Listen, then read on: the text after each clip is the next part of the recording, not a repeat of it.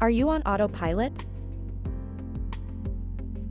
Some of our daily activities, we can sometimes perform in an automated way, if we have the choice. Worse, if we are not aware of it and replicating the same behavioral patterns, it becomes our default setting. This is especially problematic when these automatic behavior patterns do not serve us, or worse yet, work against us. This can then lead, for example, to overeating, avoidance of responsibilities, frowns, and a decline in life satisfaction. Whether you are operating on autopilot can be very easily checked. Read the list below and see if it applies to you. You're driving somewhere and upon reaching your destination you realize you can't remember the way. You can't remember where you put an item down. You can't remember if you turned off the iron, turned off the gas, closed the door, etc. You enter a room and forget why you went there. When talking to someone, you're more focused on how you're going to respond than on what your interlocutor is saying to you. You read something or watch something, but after just a moment you can't remember what you saw or read. You can't remember the name of a new person you met. If you stopped at a few of these points, welcome to the club. Such an automatic mode is perfectly normal and in many cases very useful. This is because it allows us to relieve our mind of tasks we know well, saves our energy, and reduces stress. The problem arises when autopilot is simply too much in our lives. Autopilot at home and at work. Lack of contact, connection, and attentiveness can reverberate on many levels. It doesn't matter if it's in our personal or professional lives. On the level of private life, autopilot helps a lot with the lack of attentiveness and a kind of emotional disconnection. You are ostensibly at home, but in fact your thoughts and presence are somewhere far away.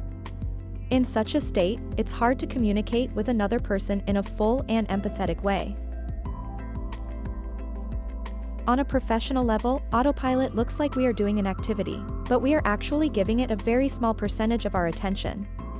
If we're photocopying the 40th piece of paper out of 100 others, perhaps we don't need razor-sharp attentiveness, but if we're doing something more demanding, perhaps it would be good to have a little more focus and concentration. On autopilot, not only is it hard to be a good listener, but it's equally hard to be creative or more adaptive. It's then easy to get caught in the trap of being in constant action mode. Lack of attentiveness is a kind of habit, not always easy to leave behind. Not surprisingly, habits at some point become our second skin, and that usually comes off pretty hard. Mindfulness is a kind of antidote to autopilot. By trying to be more mindful of our own thoughts, feelings, and sensations coming from the body in the moment, we give ourselves freedom of choice and don't have to follow beaten paths, ones that may have caused problems in the past. The goal of any mindfulness training is to increase awareness, so that by doing so we have the choice of when and how to respond to a situation and not respond automatically. This is done by practicing being more aware of where our attention is and how it changes under the influence of our thoughts, emotions, or body sensations. The word training, exercise, or practice is not accidental here. After all, changing our automatic behaviors requires a bit of effort and regularity. However, as a reward, we get a fuller life and deeper experiences. Of course, you have a choice all the time, and while you're doing things you don't want to do, you can turn on autopilot and drift your thoughts elsewhere, or do something else at the same time. Before that happens, however, you need to train mindfulness in yourself to identify when you are acting consciously and when you are acting automatically. To that end, I invite you to the following exercise. Sit comfortably close to some object, plant or wall. It is important that it be something practically stationary and in a safe environment for you.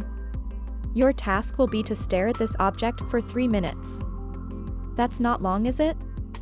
Then get ready to do the exercise, choose the object of your attention and sit comfortably close to it. For the next 3 minutes you are to devote your attention only to this object. Don't drift your thoughts beyond the here and now, beyond observing the chosen object. Your task is solely to observe. Don't meditate on anything, and if thoughts arise, let them flow on, don't stop them. When the time is up again, you will hear my voice informing you that the exercise is over. And now here we go, start.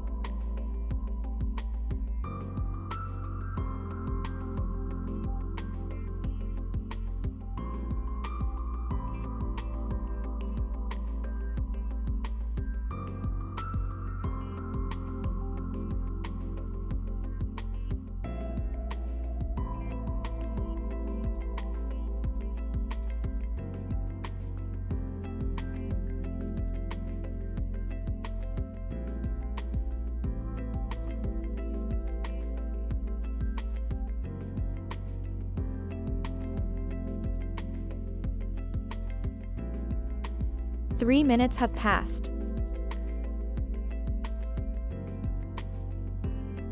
How do you feel? Relax now and reflect on your feelings, emotions, and thoughts during this exercise.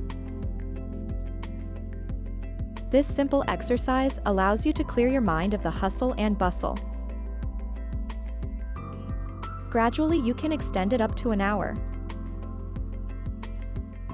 Good luck!